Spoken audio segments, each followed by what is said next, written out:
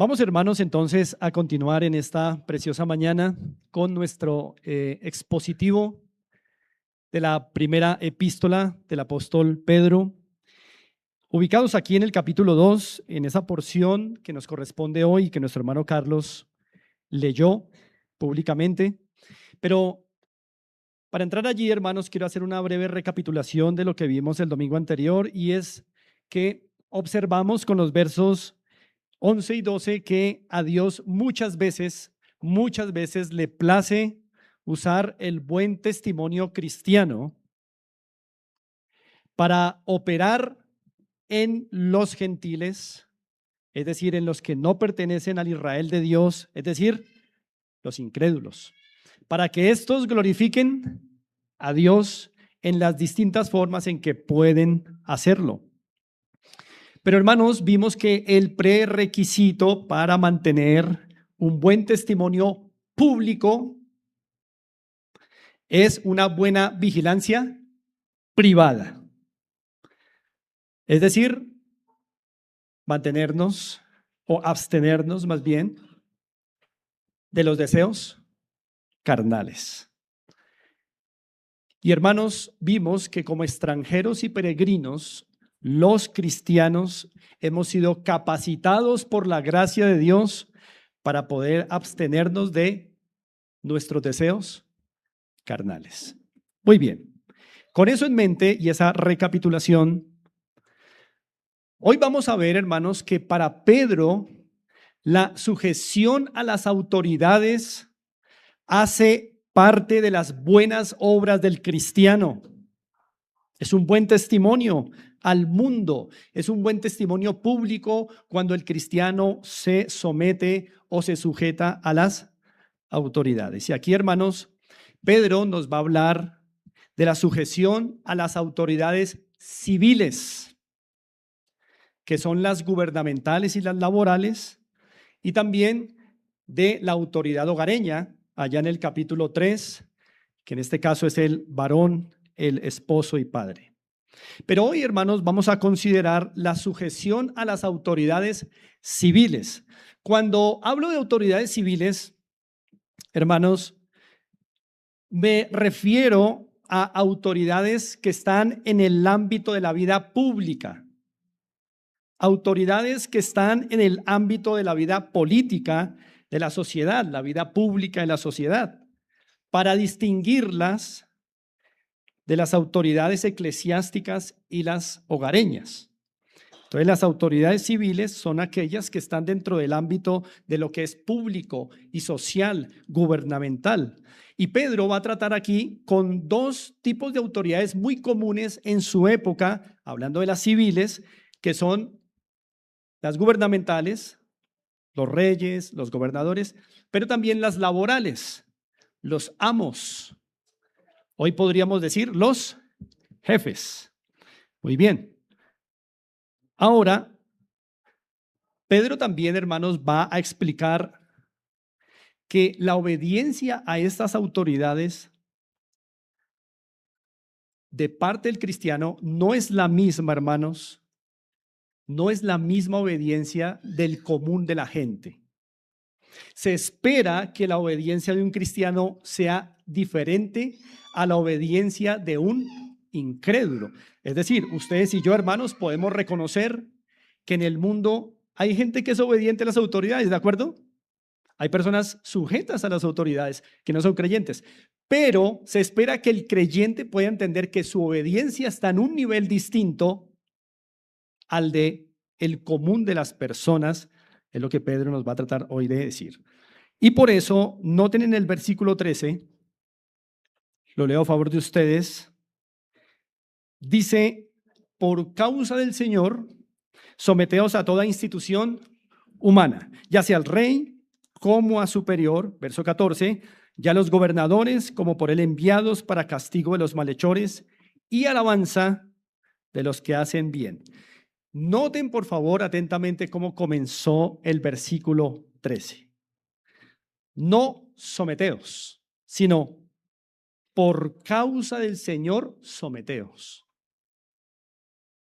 Hermanos amados, Nunca un incrédulo va a poder someterse a las autoridades por causa del Señor. Y esto ya nos advierte desde ahora que la obediencia que Pedro quiere explicarle a su audiencia original allí en el Ponto, en Galacia, en Asia, en Bitinia, en Capadocia y a nosotros en Fontibón, es una obediencia muy distinta en su motivación, en su finalidad, a la obediencia que profesan los incrédulos. Si nuestra obediencia no supera la de los incrédulos, hermanos, no hemos entendido cómo la gracia de Dios opera en nuestras vidas en situaciones tan prácticas como la sujeción a las autoridades civiles. Así que nos hará bien hoy empezar a advertir que la obediencia del cristiano es por causa del Señor. Reitero, el incrédulo, aunque sea obediente a las autoridades, nunca va a poder obedecer por causa del Señor. ¿Qué significa por causa del Señor? Entonces, hoy, hermanos, a lo largo de toda esta porción, vamos a ver 4 elementos que Pedro nos enseña, implican obedecer por causa del Señor. Y lo primero, creo que hay una presentación ahí. Dejemos ahí. Gracias, Miguel. Lo primero que quiero que observemos en esta mañana, hermanos, es que por causa del Señor implica que la obediencia de un cristiano es por causa de la soberanía del Señor. Consideremos el nombre Señor del griego Kyrios, que está aquí. Cuando se usa en la Biblia el nombre Señor, y quiero que consideremos ese nombre porque aquí es fundamental para que se nos requiera a los cristianos obedecer a las autoridades. El nombre Señor o Kyrios en griego comunica 2 ideas, hermanos. Cuando ustedes ven Señor en el Nuevo Testamento, traducido desde el griego Kyrios, se están comunicando 2 ideas. Primero, que el Señor es Señor porque Él es el creador de todo lo que existe. Es dueño soberano de todo lo que existe. Kyrios o Señor comunica esa primera idea, que Él es el creador de todo lo que existe y por tanto es el dueño soberano de todo lo que existe. Pero la segunda idea es que al ser el dueño soberano de todo lo que existe porque lo ha creado, tiene el derecho, hermanos, de imponer, no de sugerir, sino que tiene el derecho de imponer lo que decreta y de imponer lo que manda a los hombres. En este contexto, entonces, hermanos, el cristiano es llamado a someterse a las autoridades gubernamentales, porque quien lo manda, ¿quién es? El dueño de todo lo que existe, aquel que tiene la prerrogativa o el derecho de imponer su decreto y sus mandatos a los hombres. Ahora, de hecho, hermanos, todo mundo debe someterse a las autoridades gubernamentales, pero el cristiano, por causa de que quien lo manda es el Kyrios, el soberano, el rey de reyes, el dueño absoluto de todo lo que existe y el que tiene la prerrogativa o derecho de imponer su decreto eterno y sus mandatos a los hombres. Hermanos, el Señor es el rey de reyes y ha establecido gobiernos humanos con varios propósitos. Uno de ellos, el Señor a través de los gobiernos humanos, ¿qué hace en el mundo? Ordena la sociedad.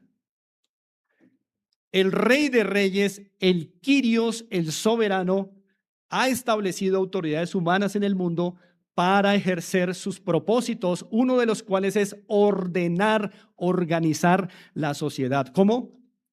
Castigando el crimen. Por eso ustedes ven en el verso 14, ya los gobernadores como por él enviados para castigo de los malhechores, infractores de la ley y alabanza de los que hacen el bien. Entonces el Señor organiza la sociedad a través de autoridades humanas, castigando el crimen, restringiendo a través de estas autoridades humanas el mal, premiando a los que hacen el bien. Y en este caso, Pedro menciona a esas autoridades como el rey. ¿Lo notaron en el verso 13? Cuando Pedro habla del rey en su tiempo, se refiere al emperador. Era una forma de gobierno imperial. No tenemos hoy día ese gobierno, pero era la forma de gobierno en tiempos de Pedro. Y por cierto, cuando Pedro escribió esta carta, el emperador de turno en ese momento era Nerón. Pero también el verso 14 habla de unos gobernantes enviados por ¿quién? Ya los gobernadores, dice el verso 14, como por él enviados, es decir, enviados por el emperador, enviados por el rey. Recordemos que la autoridad del emperador se extendía a todos los territorios del imperio a través de los gobernadores que el emperador enviaba. En la Biblia se mencionan varios de estos gobernadores que eran emisarios del emperador. Pilato fue uno de esos gobernadores. Félix, Festo, son gobernadores que la Escritura menciona como enviados por el emperador para representar la autoridad imperial en las diferentes provincias del Imperio Romano. En todo caso, Pedro utiliza en el versículo 13 la expresión toda institución humana. Es decir, Pedro no se limita al rey y a los gobernadores. Pedro deja abierta la puerta de que siempre los cristianos deben someterse al rey, a los gobernantes y en general a toda institución humana. Así que, hermanos, actualmente podemos ahí incluir a los profesores, a los maestros, etcétera.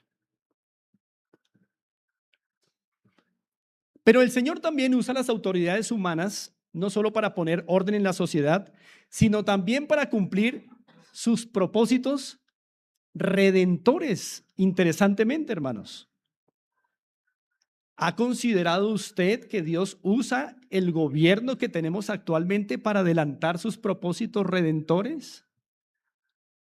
¿Ha visto usted con esa reverencia a los gobiernos que son instrumentos de Dios para adelantar sus propósitos redentores, no solo para organizar la sociedad, sino para adelantar sus propósitos redentores? Quiero que miren, por ejemplo, Romanos 9, vayan pronto conmigo.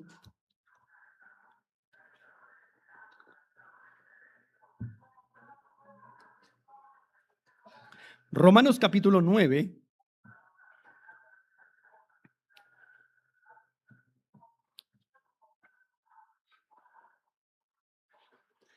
Y miremos el verso 17. Romanos 9, 17.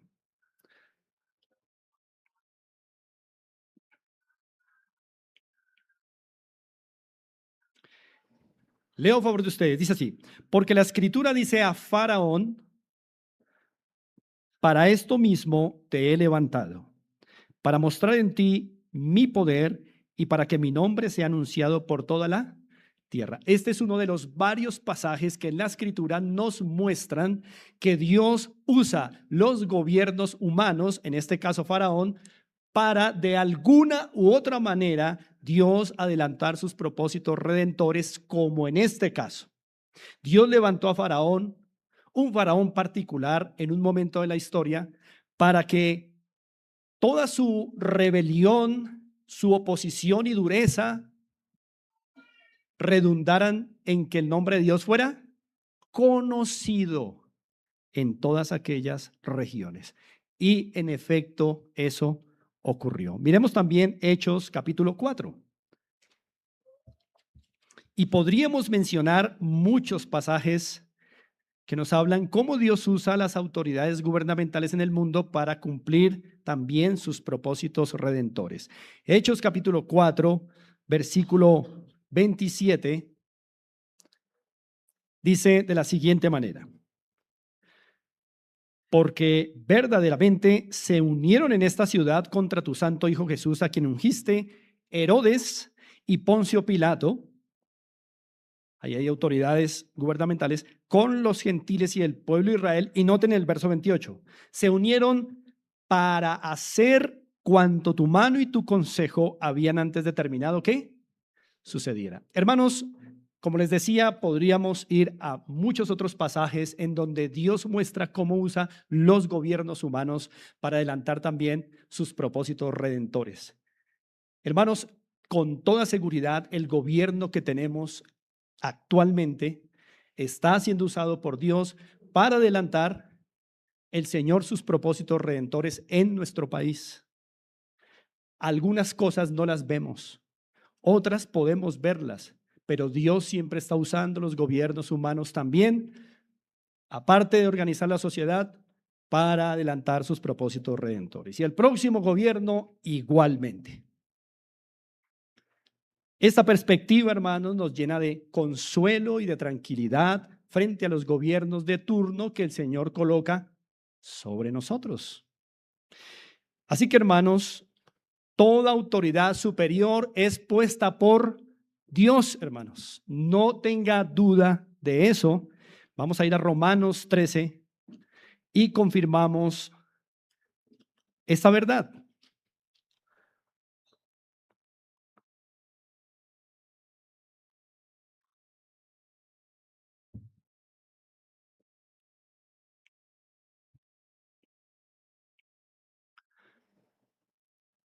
Romanos 13, 1 y 2 dice así: sométase toda persona a las autoridades superiores, porque no hay autoridad sino de parte de Dios. Nótese, no hay autoridad sino de parte de Dios, y las que hay por Dios han sido establecidas, de modo que quien se opone a la autoridad, a lo establecido por Dios, resiste, y los que resisten acarrean condenación para sí mismos.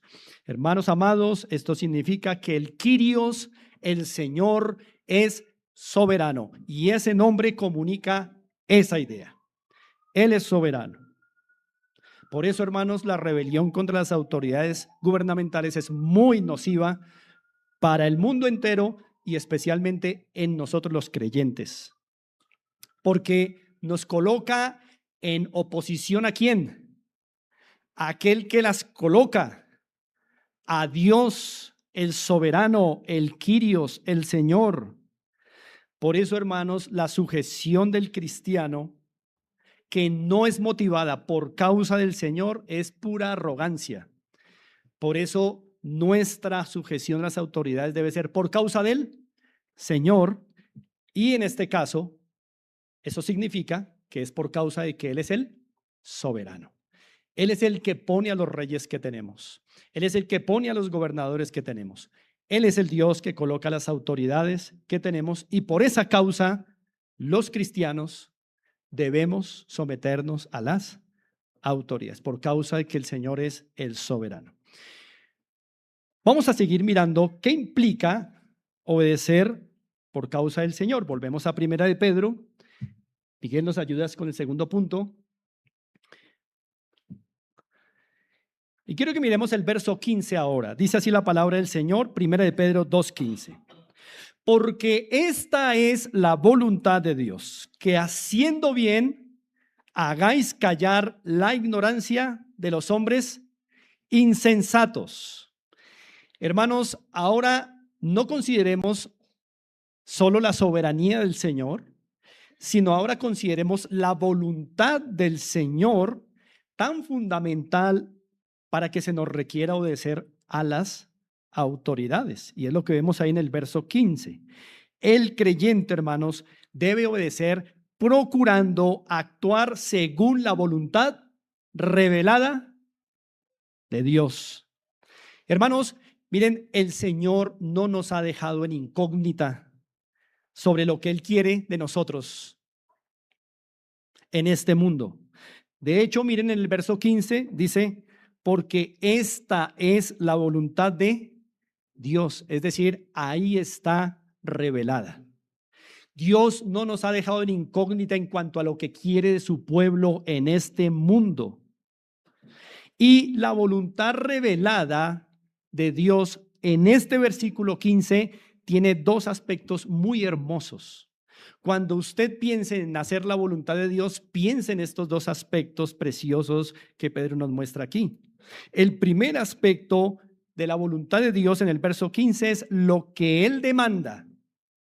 Su voluntad revelada nos muestra lo que Él demanda de nosotros. ¿Y qué es lo que Él demanda en el verso 15? Ahí, si ustedes miran, es la voluntad de Dios que el cristiano haga bien.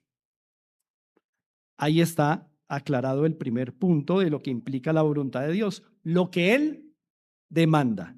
Y Él demanda que el cristiano haga bien, pero en este contexto, ¿qué es hacer el bien? Sujetarse a las autoridades puestas por Dios. Eso es hacer el bien. No es lo único que significa hacer el bien, pero en este contexto hacer el bien es someterse a las autoridades. Pero la voluntad de Dios tiene otro componente importante. No deje de considerarlo.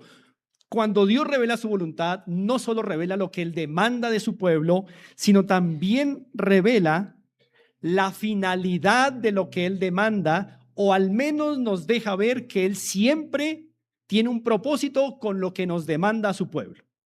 Sea que nos diga explícitamente qué está haciendo, o que nos diga que va a hacer algo, pero no nos diga qué va a hacer. En este caso del versículo 15, la finalidad de lo que demanda es hacer callar la ignorancia de los hombres insensatos. Entonces noten esas dos partes de la voluntad de Dios. La voluntad de Dios debe ser reflexionada en esas dos partes. Primero, la voluntad de Dios para mi vida es lo que Él demanda de mí. Y segundo, la voluntad de Dios es lo que Él se propone hacer con lo que demanda de mí. ¿De acuerdo, hermanos? Entonces, en este sentido y en el versículo 15 de este contexto, Dios que demanda de los cristianos que hagan el bien. Es decir, que se sometan a las autoridades. Pero, ¿qué finalidad tiene Dios con la sujeción de su pueblo a las autoridades? Por lo menos aquí, hacer callar la ignorancia de los hombres insensatos. Hermanos, qué interesante que la voluntad de Dios en nuestras vidas no solo opera en nosotros, sino que Dios siempre está operando en otros a través de nosotros cuando hacemos la voluntad de Dios. Por eso, hermanos, cuando pensamos como cristianos en hacer la voluntad de Dios, siempre tenemos que pensar en esos dos aspectos. Señor, ¿qué quieres de mí? Y Señor, ¿qué vas a hacer con lo que demandas de mí? Siempre hay esos dos movimientos en la voluntad de Dios. Hermanos, Dios puede usar nuestro buen testimonio, eso lo hemos estado reiterando desde el domingo pasado. Dios puede usar nuestro buen testimonio de muchas formas en los que nos rodean. Por ejemplo, en los gobernantes, Dios puede usar nuestro buen testimonio para que ellos hagan algo que dice el verso 14 al final. Mírenlo. Para castigo de los malhechores y alabanza de los que hacen el bien. Cuando un gobernante puede alabar la buena conducta de un cristiano, puede que por eso no se convierta, pero le quedó un testimonio de que hay un poder sobrenatural y es la gracia de Dios operando en un pueblo que es diferente a los demás. Por eso a usted y a mí no nos queda bien la rebelión. No es del pueblo cristiano la rebelión. Pero también nuestro buen testimonio obra en los ignorantes e insensatos. La palabra insensato se puede traducir necio o loco, porque en la sociedad hay gente necia y loca, insensata, que dice cosas sin fundamento, que dice cosas sin evidencia, particularmente aquellos que llaman a los cristianos malhechores. Ahora, hay que reconocer algo, hermanos. mucho de lo que la gente incrédula dice, tristemente, de los cristianos, es verdad. Cuando dicen que los cristianos y los pastores son unos ladrones, ¿por qué lo dicen? Porque muchas iglesias han dado mal testimonio al respecto. Y muchas de las cosas que ellos dicen, tristemente, es porque han visto mal testimonio de sus compañeros de trabajo cristianos, sus compañeros de estudio cristianos, sus vecinos cristianos. Y es penoso. Pedro tiene que decir más adelante, si van a padecer, padezcan injustamente, no por hacer el mal. Y el buen testimonio, tarde o temprano, hace que la ignorancia que habla sea callada. Así que, hermanos, pensemos en cuánto ganan los que nos rodean cuando nosotros damos buen testimonio. Y pensemos en cuánto pierden cuando les damos un mal testimonio.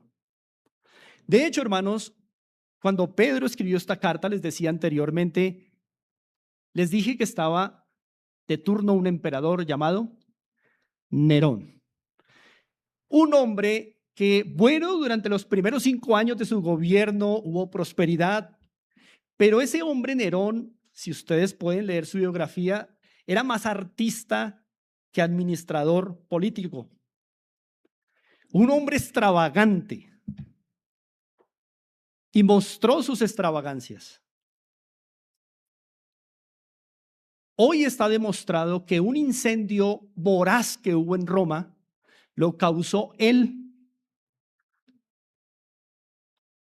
Y lo causó con la idea de que no levantara sospechas de que había sido él, para poder ampliar su vivienda de oro. Un hombre extravagante. Cuando se vio descubierto, para desviar la atención de sí mismo, culpó de este incendio a los cristianos. Este es un insensato ignorante que culpó a los cristianos de malhechores. Los culpó de incendiarios, de que habían sido ellos los que habían incendiado Roma, basándose en que el mensaje de los cristianos era que en el tiempo escatológico Dios iba a traer destrucción del mundo a través del fuego. Y muchos de los senadores copiaron esta versión y se desató una persecución, tal vez la primera oficial del Imperio Romano, luego del año 64 después de Cristo. Y es bajo esta persecución de Nerón que mueren los apóstoles Pedro y Pablo. Hermanos, ¿por qué les digo esto? La maldad de Nerón no impidió ni a Pedro ni a Pablo estar sujetos a ese hombre loco. La maldad de Nerón no impidió a Pedro y a Pablo decirle a los hermanos: os exhorto a que sujetéis a las autoridades. Y estoy seguro que si el Señor le hubiera mostrado a Pedro y a Pablo el fin que obtendrían por causa de las locuras de Nerón, todavía Pedro y Pablo hubieran escrito: sujetaos a las autoridades. ¿Por qué? Porque la sujeción de un cristiano es por causa del Señor. No es si el gobernante hace las cosas bien o mal. Ahora, guardemos las proporciones. Nuestra obediencia va ¿hasta dónde? Hasta el momento en que ellos obliguen al pueblo de Dios a hacer algo en contra de la ley moral de Dios y de Dios, de su carácter. Bien, eso está claro, hermanos. Pero no siendo así, nuestra obediencia como cristianos no depende de cuán bien haga las cosas, de si es cristiano, de si es de derecha, de si es de izquierda. No depende de eso. Si está en el poder, lo colocó el Señor. Sea de la afiliación política que sea. por causa del Señor, no por causa del partido político, ni de su persuasión política. Por causa del Señor, a usted le hará muy bien asumir que su obediencia a las autoridades gubernamentales es por causa del Señor, para que no se apasione por hombres ni por ideologías.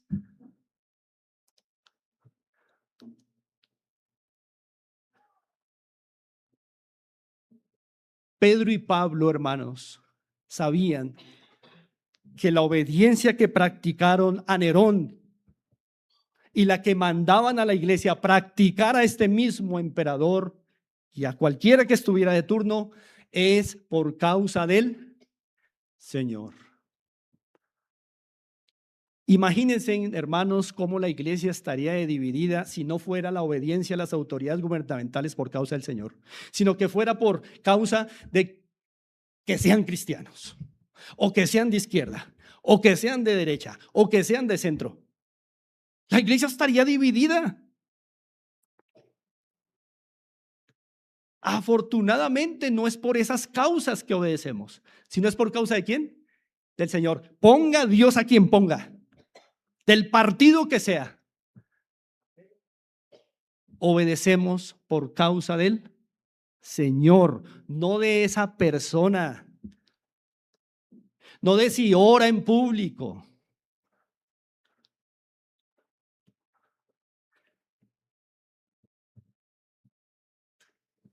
Hermanos, y uno se pregunta, ¿cómo fue callada la ignorancia de Nerón?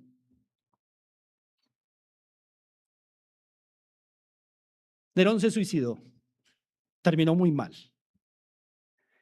Y yo creo que hoy y cada día debe estar recordando en el infierno el buen testimonio de Pedro y Pablo y de los cristianos que acusó de incendiarios. Creo que es un gusano que no morirá en su cabeza. Así que, hermanos, obedecemos por causa del Señor, porque Él ha revelado su voluntad. Por eso dice ahí el verso 15, esta es la voluntad de Dios. Y la voluntad de Dios es que los cristianos hagamos el bien, que significa obedecer a las autoridades. Y es la voluntad del Señor usar nuestra sujeción a las autoridades para varios propósitos. Uno de ellos, callar la ignorancia de los hombres insensatos. Avancemos. Una tercera implicación de lo que es obedecer por causa del Señor. Vamos a leer el verso 16.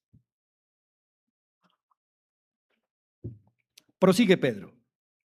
Como libres, es decir, obedezcan a las autoridades como libres, pero no como los que tienen la libertad como pretexto para hacer lo malo, sino como siervos de Dios. Hermanos, lo tercero que está implicado en la frase por causa del Señor u obedecer por causa del Señor es que ese es un tipo de obediencia por causa de la libertad que tenemos en el Señor. Entonces, vamos sumando información que nos da Pedro. Por causa del Señor significa por causa de la soberanía del Señor. Por causa del Señor significa por causa de la voluntad revelada del Señor. Y por causa del Señor significa por causa de que hemos sido libres en el Señor. Por eso en el verso 16 Pedro dice que obedezcamos como ¿qué? Como libres. ¿No le parece un poco paradójico que hombres libres se sujeten? De hecho, el mundo tiene el concepto de que libertad es no sujeción. En Cristo es todo lo contrario. Por eso los hombres o son esclavos del pecado y de Satanás, o son esclavos o siervos de la santidad y de Dios. Pero nadie puede estar sin un amo. Ahora, sobre ese entendimiento, hermanos, ¿cómo comprender eso de libres? Como libres, dice el verso 16. A mí me gusta mucho, hermanos, la definición que contiene, tal vez usted la ha considerado, nuestra Confesión de Fe de Londres de 1689. Hay allí una definición muy interesante de lo que significa la libertad en su concepto escritural. Voy a citar lo que dice nuestra confesión.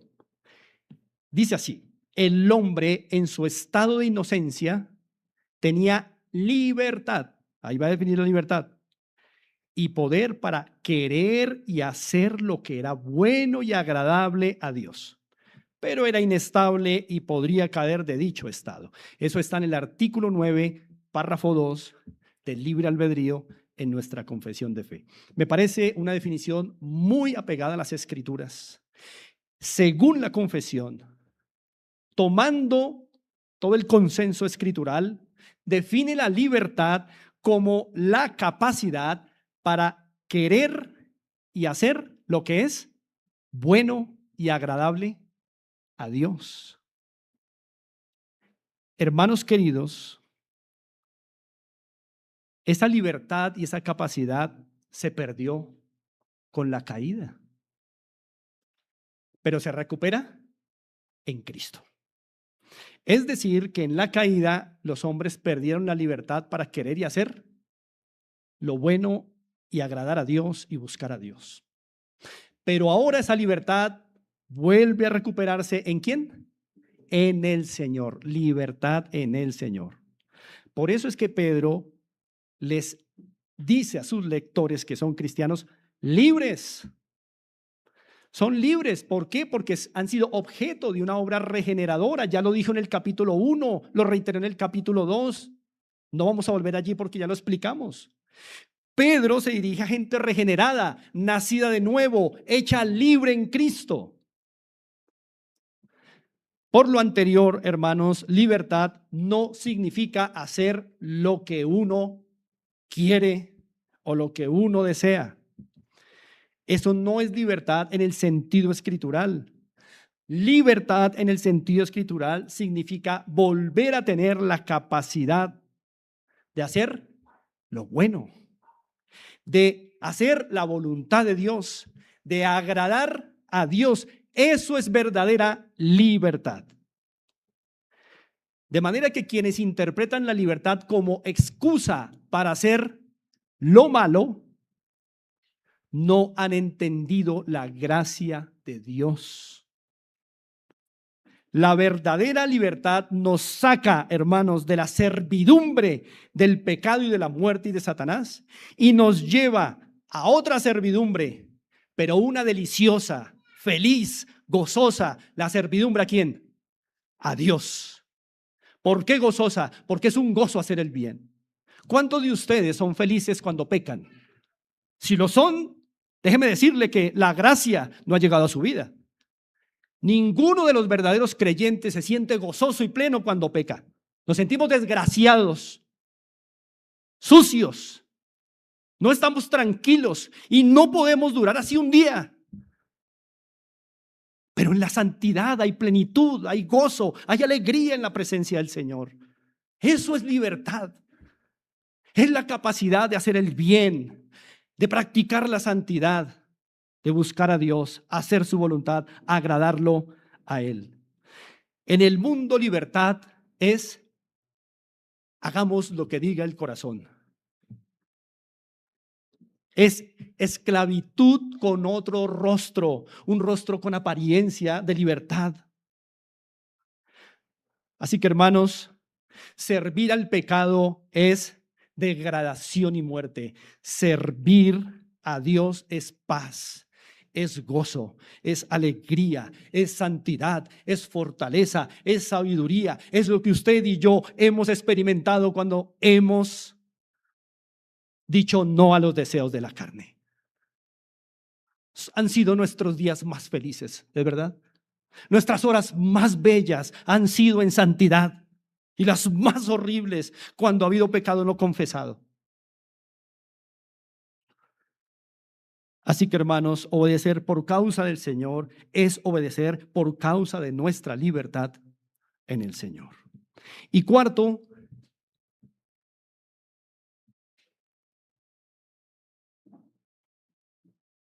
Obedecer por causa del Señor implica obedecer por causa del ejemplo del Señor. Aparte de que Dios nos ha dicho lo que quiere de nosotros, nos ha mostrado con ejemplos prácticos en la vida de Cristo cómo obedecer al Señor. Vamos a leer entonces sobre el ejemplo del Señor tan fundamental para que se nos requiera la obediencia y las autoridades. Leamos los versos 18 al 20. Criados, estad sujetos con todo respeto a vuestros amos, no solamente a los buenos y afables, sino también a los difíciles de soportar, porque esto merece aprobación si alguno a causa de la conciencia de Dios sufre molestias padeciendo injustamente. Pues, ¿qué gloria es si pecando sois abofeteados y lo soportáis? Mas si haciendo lo bueno sufrís y lo soportáis, esto ciertamente es aprobado delante de Dios. ¿Notaron, hermanos, que Pedro ahora pasa de las autoridades gubernamentales a las autoridades laborales? Va a dejar de lado estas autoridades civiles, gubernamentales, y ahora va a pasar a las autoridades civiles laborales. Esto indica, hermanos, que el creyente no puede escoger qué autoridades obedecer. Toda institución humana que Dios colocó sobre nosotros requiere de nosotros sujeción, toda. Y por eso Pablo va a colocar otro ejemplo también de la vida civil, que son las autoridades laborales. No podemos escoger a qué autoridades obedecer. Piense en cuáles le ha dado el Señor a usted. Por causa de muchas de nuestras actividades en esta sociedad, algunos tenemos más autoridades sobre nosotros que otros, pero las que el Señor nos dio, todas esas, no unas sí y otras no, todas esas requieren del cristiano obediencia por causa del Señor. También los jefes, como lo llamaríamos hoy. Quisiera comentar algo de la antigua situación de los criados, porque en el versículo 18 se le hace un llamado a los criados, del griego oiketes, de oikos, casa. La palabra criados aquí, del griego oiketes, realmente es oiketía, pero procede de ese sustantivo oiketes, designa a un sirviente doméstico. Es decir, era un tipo de servidumbre muy particular, era el sirviente que siempre estaba en la casa de su amo. Habían diferentes grados y formas de la servidumbre, pero esta es muy particular, la que Pedro tiene aquí en mente. Oiketes es el servicio doméstico. Ahora, hermanos, ya lo había dicho alguna vez, pero recordemos que la esclavitud en el siglo I es muy diferente a la esclavitud moderna. Esta moderna es por causa de raza. La original no, la del siglo I no era por causa de raza. Era por crisis financieras y otras razones, pero que no tienen que ver con las mismas razones de la esclavitud moderna. Ahora, interesantemente, hermanos, Pedro no usó aquí una palabra muy común para el esclavo, que es doulos. La hemos escuchado, ¿verdad? El doulos. Pedro no usó esa palabra, sino usó la palabra oiketes, aquí, criado, porque doulos es una palabra más general, más amplia, que escribe todo tipo de servidumbre. Pero Pedro tiene en mente una servidumbre muy particular, la del empleado doméstico, la del criado que vivía en casa de su amo. ¿Por qué Pedro no usó doulos sino oiketes? Muy probablemente se deba, hermanos, a que este es un tipo de servidumbre que al estar en casa, estos estaban más bajo la presión de sus amos y podrían tener, los que eran cristianos, mayores dificultades para vivir su vida cristiana a plenitud y dar buen testimonio. Imagínense bajo presión. Este era su jefe en casa. Piensen en sus jefes. Ese jefe que tiene en su casa las 24 horas. Hubo varios sollozos. Hermanos, y el asunto en cuanto a lo legal, a la situación legal de estos criados, es que sabemos que muchos de ellos eran obligados a participar en prácticas idolátricas de sus amos. No había opción para todo el que estuviera bajo el techo de la casa de ese amo no practicar la religión del pater, es decir, del jefe de familia. Y el criado doméstico que estaba siempre en casa era, en ese sentido, parte de la familia. Tenía que adorar al Dios del pater. No hacerlo era un asunto muy grave, hermanos. Ahora piense en un oiketes cristiano. ¿Qué haría usted en esa condición?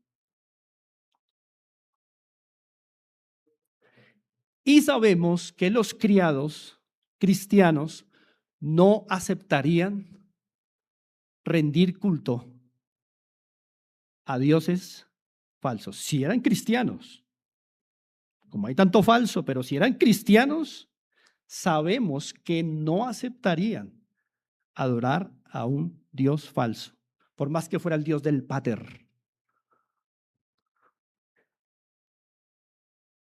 Por eso ustedes ven en el verso 19, miren conmigo, porque esto merece aprobación si alguno, a causa de la conciencia delante de Dios. ¿Por qué Pedro menciona la conciencia delante de Dios? Porque mucho oikete cristiano, por causa de su conciencia, ¿qué no haría en el ejemplo que estoy dando? No adoraría al Dios del pater. Diría no. Y también el verso 20, miren el 20, pues qué gloria es si pecando sois abofeteados y los soportáis, mas si haciendo lo bueno sufrís y lo soportáis, esto ciertamente es aprobado por Dios. Habla de un sufrimiento injusto, probablemente por negarse a adorar al Dios del pater. Y hermanos, estos criados no tenían defensa jurídica contra agresiones. Sabemos, hermanos, que cuando Pedro en el verso 20 menciona una bofetada, ¿lo vieron? ¿Sois abofeteados? Esto no es una metáfora, hermanos. Esto era común, les decía yo el domingo pasado, era común y era protegido por la ley que un ciudadano romano que era amo hiciera lo que fuera con su criado.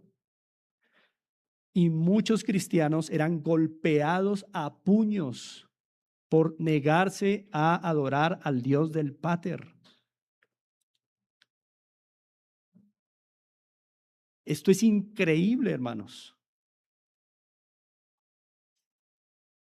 Pedro estaría asombrado si le estuviera hablando a empleados de este tiempo. Estaría asombrado con este consejo. Hoy tenemos mecanismos, no si nos pegan, si nos hablan mal, para defendernos. Esta gente no tenía mecanismos jurídicos para su defensa. Tenían al Señor. ¿Y quien tiene al Señor? Hemos dicho, lo tiene todo. Si lo cree, empleado, si lo cree. ¿Lo cree en verdad cada día que va a su trabajo?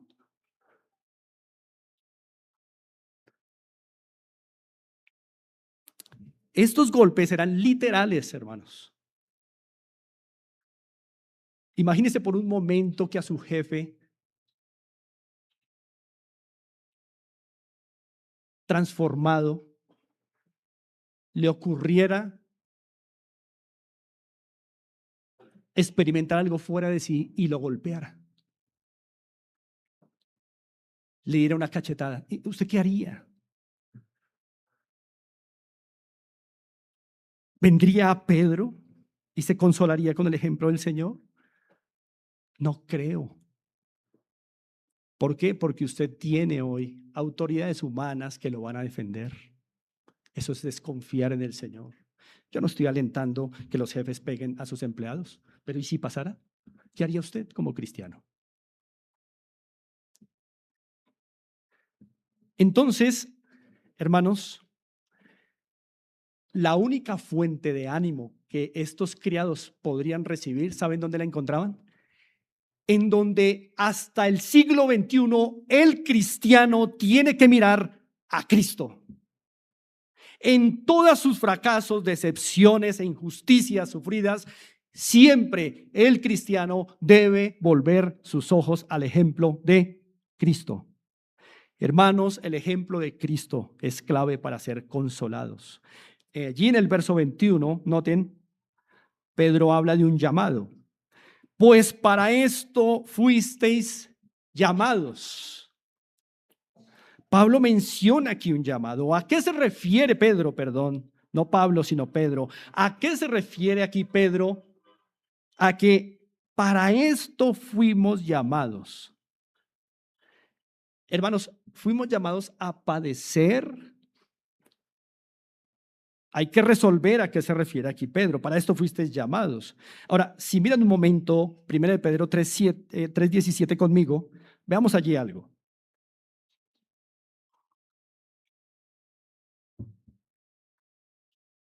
Dice el verso 17, porque mejor es que padezcáis haciendo el bien, si la voluntad de Dios así lo quiere, que haciendo el mal.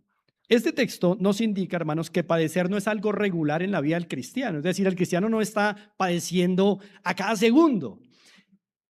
Tiene momentos de padecer si la voluntad de Dios así lo quiere, pero no es algo regular en la vida. Entonces, cuando Pedro dice, para esto fuisteis llamados, no se está refiriendo a que fuimos llamados a padecer, porque no es algo que sea regular, es algo intermitente. Si la voluntad de Dios así lo quiere. Entonces, ¿qué es lo regular? ¿Cuál es el llamado? Volvamos al verso 21 del capítulo 2. Pues para esto fuisteis llamados. Muy bien. Todo el contexto nos los ha dicho. Y el verso 20 también. El verso 20 dice a la mitad del versículo, mas si haciendo ¿qué? Lo bueno. El llamado es a que el cristiano se mantenga haciendo lo bueno. Eso sí es regular, es un llamado. Y el llamado es a que el cristiano se mantenga haciendo lo bueno, incluso cuando tenga que sufrir haciendo lo bueno. Ese es el llamado de Dios para el cristiano. Que el cristiano siempre se mantenga haciendo lo bueno. Y en ese contexto, ¿qué es lo bueno? ¿O hacer lo bueno? Someterse a las autoridades civiles. Lo regular es hacer lo bueno, someterse, como Cristo lo hizo, hermanos. Cristo siempre hizo lo bueno, aunque tuvo que sufrir por hacer lo bueno. Y hacer lo bueno, reitero aquí, es sujetarse a los amos, aunque se sufra. Por ejemplo, lo que les decía, ser abofeteados, golpeados en el rostro por no o por negarse a adorar al Dios del Pater. Entonces, hermanos, el llamado aquí es hacer lo bueno como Cristo lo hizo, no como uno quiera hacer lo bueno.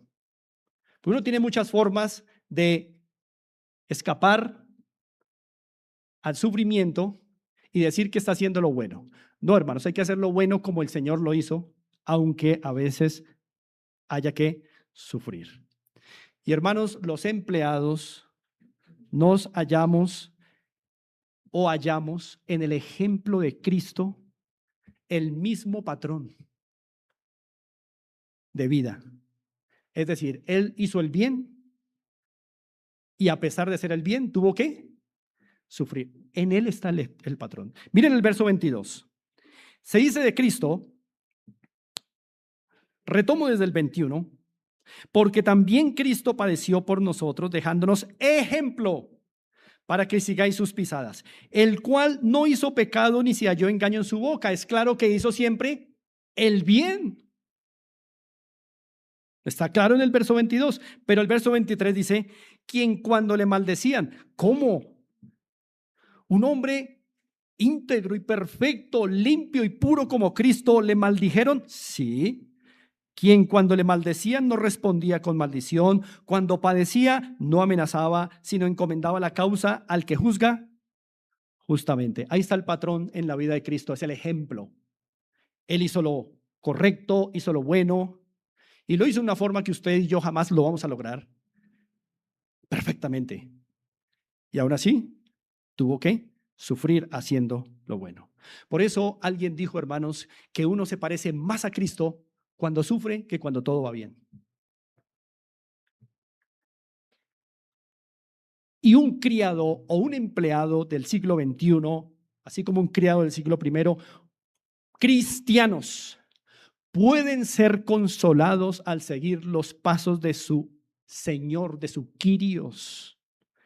Hacer el bien y aceptar que a veces, haciendo el bien, habrá que sufrir, hermanos, injustamente. Y este patrón, la Biblia dice que es aprobado por Dios. Miren el verso 19. Porque esto merece aprobación. Y miren al final del verso 20. Esto ciertamente es aprobado delante de Dios. ¿Qué? Hacer lo bueno y sufrir y soportarlo. Así que, hermanos, la sujeción a las autoridades es un buen testimonio que Dios puede usar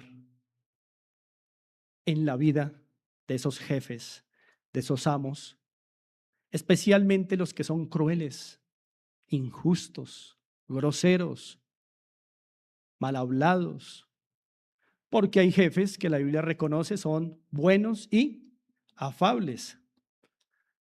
A veces me gusta escuchar hermanos decir, estoy muy contento con el jefe que tengo. Eso no es común.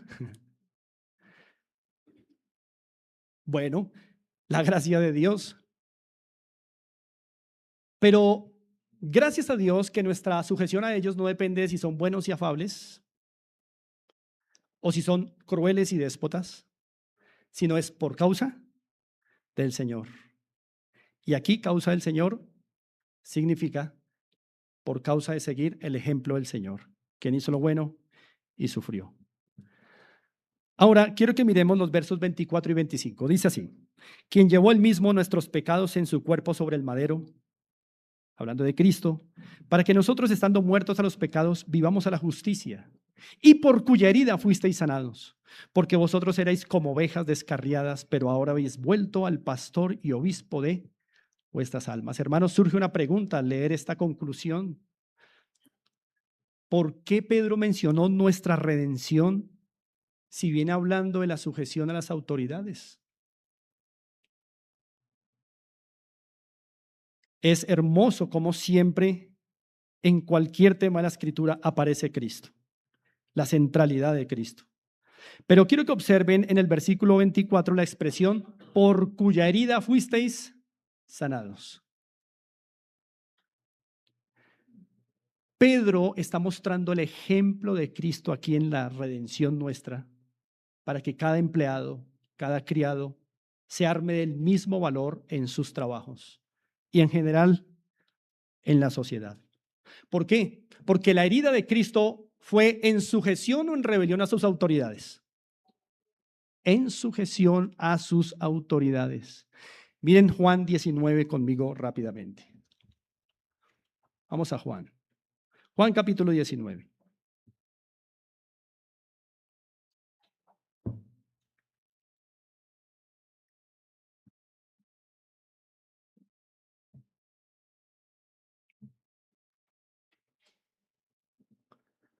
Juan capítulo 19, versículo 11, dice de la siguiente manera, leo a favor de ustedes. Dice, respondió Jesús a Pilato, ninguna autoridad tendrías contra mí si no te fuese dada de arriba. Dejémoslo ahí.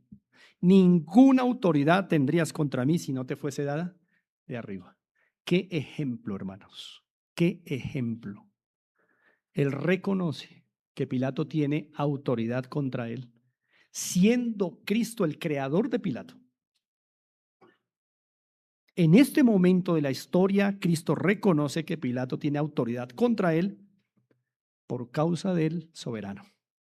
Si no te fuese dada de arriba, se somete a Pilato. El creador de Pilato se somete a Pilato. Hermanos, para esto hay que tener mucho propósito claro en la vida. Un sentido de propósito en la vida para poder hacer esto. Y volviendo a Pedro, por cuya herida fuisteis sanados. La herida de Cristo fue abierta en sujeción a sus autoridades, hermanos. Pero por cuya herida fuisteis, ¿qué? Hermanos, su herida obediente sirvió para que muchos fueran sanados, usted y yo. Piense qué hubiera pasado si el Señor se hubiera rebelado contra Pilato. ¿Sí ve, hermanos, cómo el buen testimonio hace bien a otros? ¿Sí ven el ejemplo de Cristo? Entonces, ¿por qué no aguanta un poco más, hermano? Y deje esa actitud tan bélica contra las autoridades. Eso no le queda bien a un cristiano. No hace bien en la sociedad. Trae mucho tropiezo. El Señor obra, usa la herida abierta de su pueblo para sanar a otros. Por eso el ejemplo de Cristo. Nuestra sujeción a las autoridades, aunque suframos, puede ser usado por Dios para sanar personas, como ocurrió en el caso de Cristo. Pero hermanos, en estos tiempos de derechos humanos, que diría yo, como les he dicho, son deseos humanos, los cristianos nos hemos vuelto muy flojos para aguantar, hermanos, muy flojos para soportar, muy flojos. Hoy, al sufrir injustamente, miramos a los tribunales, pero no miramos el ejemplo del Señor. Hoy, cuando el jefe nos mira mal, miramos cómo es quitarnos, miramos la posibilidad de renunciar y no el ejemplo del Señor. Miramos cómo devolver la bofetada y no miramos el ejemplo del Señor. Empleados cristianos que prefieren renunciar a su trabajo por un regaño injusto. ¿Qué esperan entonces? ¿Qué esperamos antes de ver la oportunidad de hacerle un bien al jefe? Sí, nos regañó injustamente, pero someternos es una oportunidad para mostrarle que hay una gracia superior en nosotros que él no tiene y que necesita. Por eso, hermanos, hay mucho consuelo para el empleado. Cuando hayan el ejemplo de Cristo, el patrón que él debe seguir, y cuando hayan el ejemplo de Cristo, propósito para el sufrimiento, el propósito de lo que Dios puede hacer en los jefes, en los gobernantes, en las autoridades, cuando nos sujetamos a ellas. Mis hermanos, en conclusión, obedecer por causa del Señor es a lo que yo he llamado obediencia evangélica. Eso es obediencia evangélica. La obediencia del cristiano es muy diferente, hermanos, a la que el mundo ofrece a sus autoridades. La nuestra es por causa del Señor. Hermanos, miren, un cristiano no obedece por ser un buen ciudadano. Un cristiano no obedece a sus autoridades porque el manual de convivencia lo diga. Un cristiano no obedece a sus autoridades para lograr ser el empleado del mes. Un cristiano obedece a sus autoridades por una sola razón, por causa del Señor, es decir, por causa de la soberanía del Señor, por causa de la voluntad del Señor, por causa de la libertad que tenemos en el Señor y por causa del ejemplo que nos dejó el Señor. Y por eso hay ahí una definición de obediencia evangélica. Así que, cristiano que está presente, tu obediencia no puede ser igual a el impío. Es superior. Es por causa del Señor. Y si tu obediencia se parece mucho a la del incrédulo, necesitas comprender las implicaciones de la gracia en tu día a día. Tu obediencia es superior. Por eso se supone que tú puedes soportar más. Se supone que puedes permanecer más en paz. Se supone que por eso puedes guardar más la unidad, porque tu obediencia es diferente a la del incrédulo. Tu obediencia es evangélica, es fundamentada en la unión que tienes con Cristo por medio de la fe y está ejemplificada por el Señor Jesucristo, y es con la finalidad no de ganarte el favor de Dios, porque ese ya lo tienes, es con la finalidad de glorificar su santo nombre. Eso es obediencia evangélica. Si la motivación y la finalidad de obedecer no ha sido esta en tu vida, necesitas considerar las implicaciones de la gracia de Dios. La tienes, pero no estás aterrizándola a tu día a día.